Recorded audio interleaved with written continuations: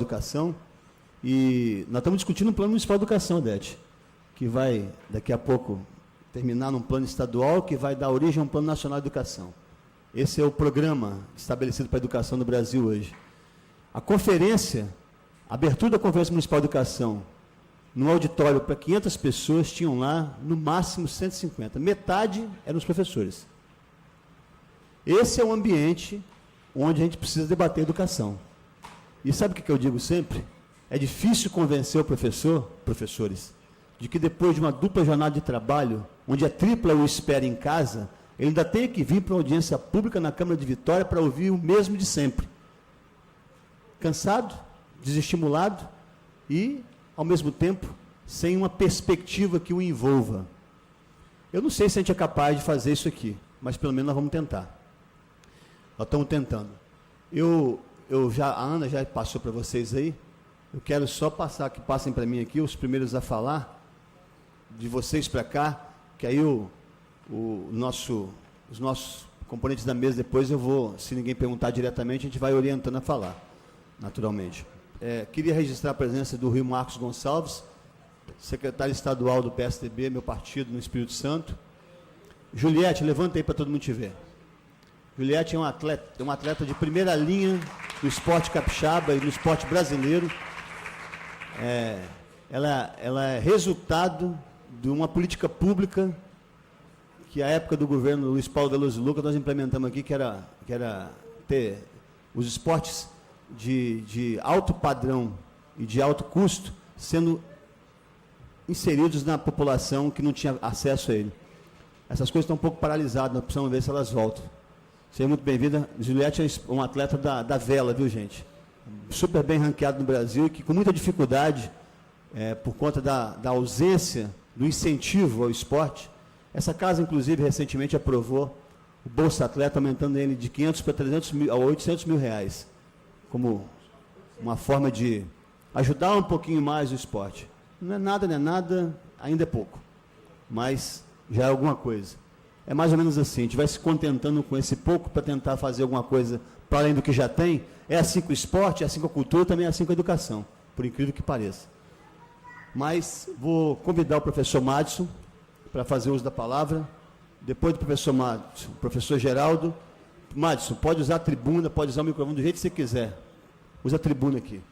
Vereadora Neuzinha de Oliveira me acompanhou, eu queria convidá-la para a mesa. Vereadora Neuzinha, companheira minha de bancada e membro da Comissão de Educação da Câmara Municipal de Vitória, presidente da Comissão de Saúde da Câmara Municipal.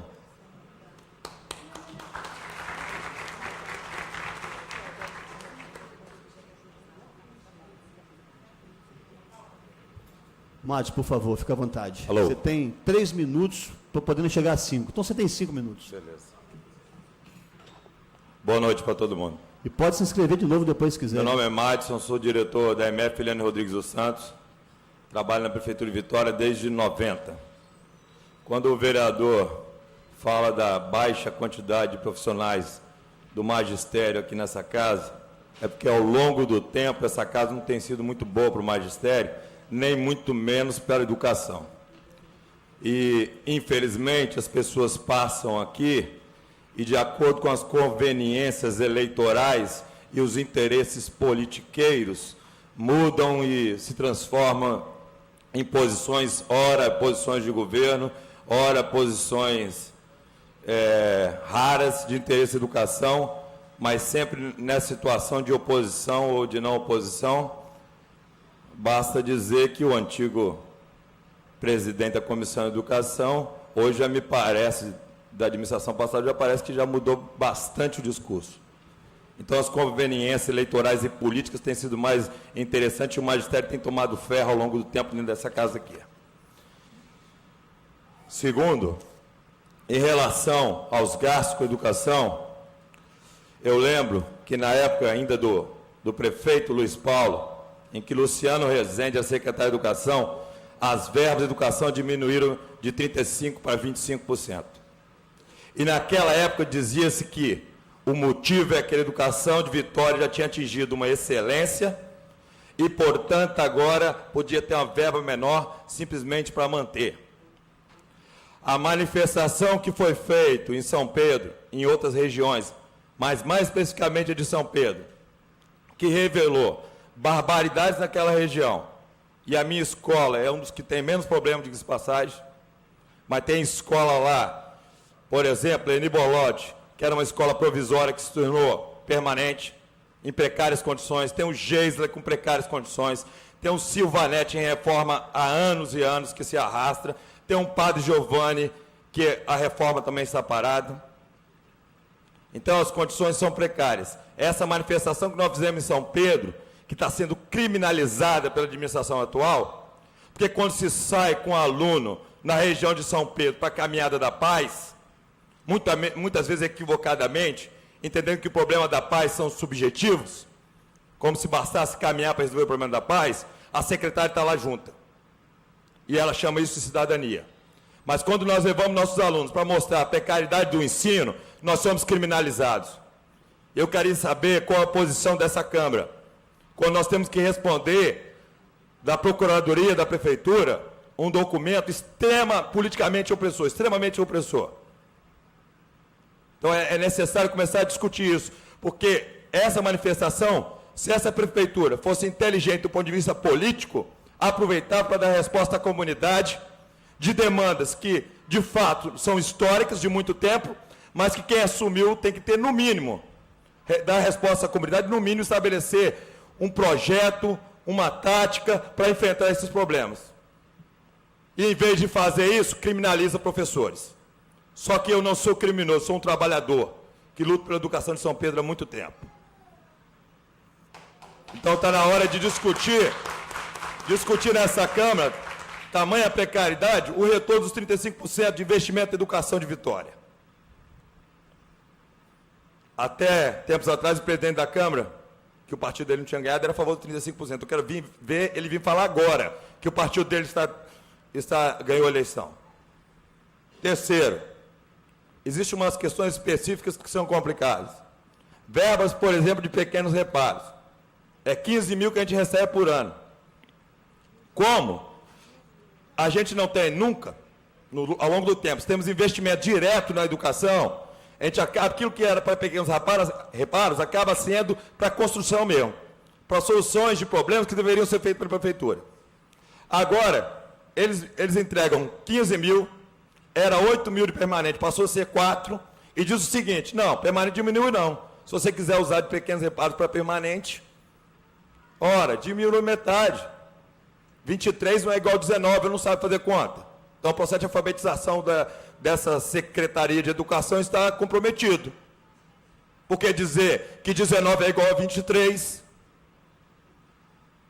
Então, tem que se discutir mais sério. Se não tem, o próprio vereador constatou, não tem nenhum investimento de regional ao longo das escolas. E isso não é só dessa administração. Além disso, a verba de pequenos reparos agora tem que ser prioritariamente gasta com o Corpo de Bombeiro, com as demandas do CAI. O que vai sobrar? Nada. Porque todas as escolas estão em condições precárias do ponto de vista da segurança. E o Corpo de Bombeiro já demonstrou isso. Então, isso requer uma política global. É uma política para todo mundo. Não o gasto ínfimo que nós recebemos de 15 mil reais. É um absurdo. Terceiro, se eu vencer meu tempo, me avisa. Continua, Madi. Terceiro, a demora nos repasses, que compromete, inclusive, a lisura do processo.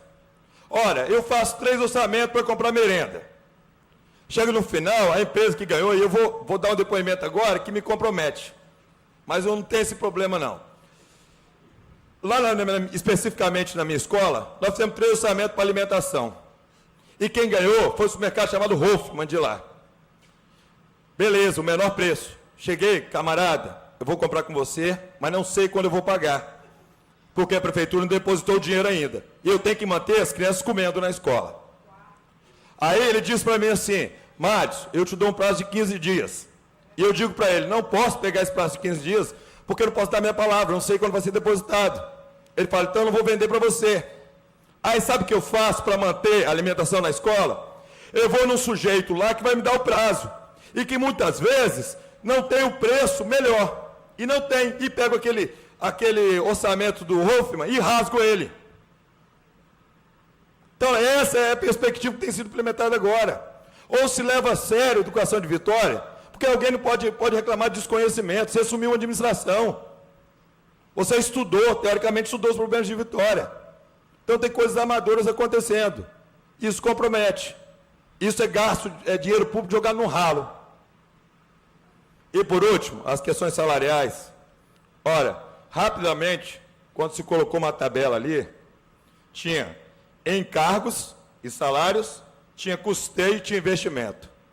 Se você pegar, você vai ver que investimento aumentou quase 300%,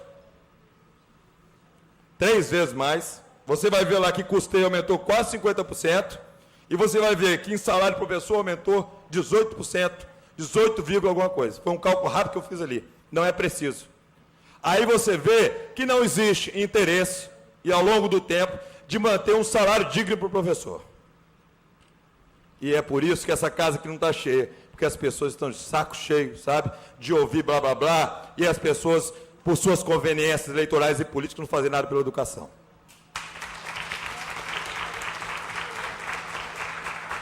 Muito obrigado, Madison. Ô, Madison, eu só queria te fazer um pedido, gentilmente, que depois, se você pudesse encaminhar para esse vereador, para a presidência da Comissão de Educação da Câmara, esse é um formulário que vocês estão tendo que responder por terem sido agressivos ao cobrar melhorias para a educação no município de Vitória, na região de São Pedro, é isso? É um documento oficial. Eu queria ter...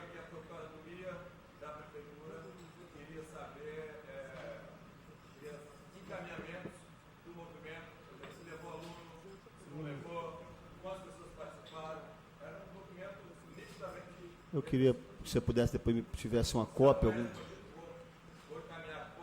Por favor. Por favor. O mais rápido possível, porque semana que vem tem sessão, a gente vai abrir esse debate aqui. Anotei os outros itens aqui. Professor Geraldo Ferreira dos Santos. Ao final da fala do Geraldo, eu vou pedir a mesa para fazer um comentário. Eu vou escolher alguém para comentar um pouco o que está sendo dito aqui, tá certo? Está aqui, vou repetir. Representante da administração, a vereadora Neuza Oliveira junto conosco, a presidente do Comev e a ex-secretária de Educação de Vitória, Odete Veiga, além do professor Nelson Figueiredo. Geraldo, por favor. Boa noite, pessoal. Bem, eu quero fazer uma reflexão para todos nós aqui, aproveitando algumas falas, né, do professor, né, do diretor da escola, e a partir do que a gente tem observado nas escolas da rede pública, né, sejam municipais ou da estadual. Na verdade, 30 anos de democracia é muito pouco tempo, né? A gente tem tudo o que ser aprendido ainda, né? Todos nós, sem nenhuma modéstia aí de estar sabendo mais do que qualquer um, todos nós estamos muito ainda analfabetos em termos do que é uma escola pública de qualidade, não só no Brasil como no mundo, né? As escolas públicas de qualidade no mundo inteiro são questionáveis em função dos princípios e dos valores ideológicos que as tais sociedades defendem, né? Ou se degradeiam, né? E que talvez nem sejam adequadas para a nossa situação brasileira, né? Um país tão misturado, tão diverso, tão sui generis. Portanto, nós temos muito o que fazer, nós temos muito o que pensar, nós temos muito o que dialogar sobre uma escola pública de qualidade. E aí, penso eu, né, nas pesquisas que eu fui nas escolas, ouvindo os alunos e pais, etc., que a saída para a escola pública, né, para que ela seja de qualidade, aproveitando inclusive a fala do diretor da escola, a audição dos professores, a audição dos educadores de modo geral, né, dos funcionários, pedagogos, e a audição das famílias também, e dos movimentos organizados das comunidades às quais a escola atende, né? Essa questão, para mim, ela é central, né? Quando a gestão municipal, seja o poder legislativo, que, aliás, tem muito que aprender em termos de educação. Eu queria até agradecer, parabenizar, né, e destacar a postura do Luiz e da Comissão de Educação, né, da vereadora Neuzinha também, essa preocupação em pensar, em debater a escola pública, não só de Vitória, mas aqui no município de Vitória, e que isso vai ter um reflexo, vai respingar, né, nas demais redes municipais. Vitória sempre é referência nesse sentido, e até na estadual, né, por essa preocupação, né, o poder, como disse o diretor muito bem, a gente vem acompanhando desde 1980, né, o que acontece com a escola pública no Espírito Santo e nos municípios. As câmaras são muito analfabetas em termos de pensar a escola pública. Os vereadores não sabem nada sobre educação.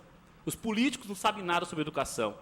Você conversa com um político aí, normalmente eles não sabem o básico do que é uma escola, como é que funciona uma escola, a questão da merenda escolar, a questão do pedagogês que circula na escola, o básico, né? As questões básicas da escola os políticos não entendem, porque não querem entender, porque nunca se preocuparam em entender, porque isso não é preocupação dos políticos.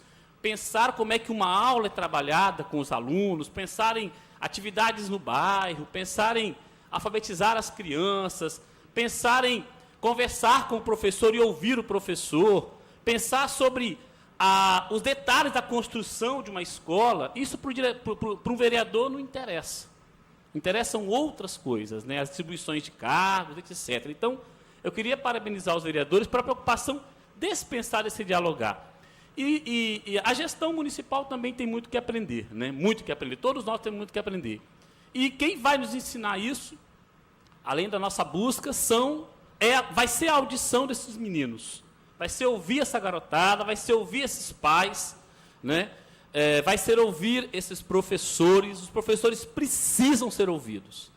Isso é fundamental, pessoal. Não adianta a gente ficar discutindo educação se a gente não ouvir o professor. Eu não quero discriminar o pedagogo, não quero discriminar o diretor. Todos têm que ser ouvidos, sim, igualmente. Mas o professor, aquele cara que está na sala de aula, esse cara tem que ser ouvido. Nós não vamos mudar nada nesse país em termos de escola pública se o professor não for ouvido. Desistemos disso, tá? É o cara que está na sala de aula com a criança na frente dele, o jovem na frente dele e ouvindo os pais também. Esse cara tem muito o que falar para a gente. E a partir dessa fala, a partir dessa audição, é que a gente vai pensar, Luiz, o que fazer com essas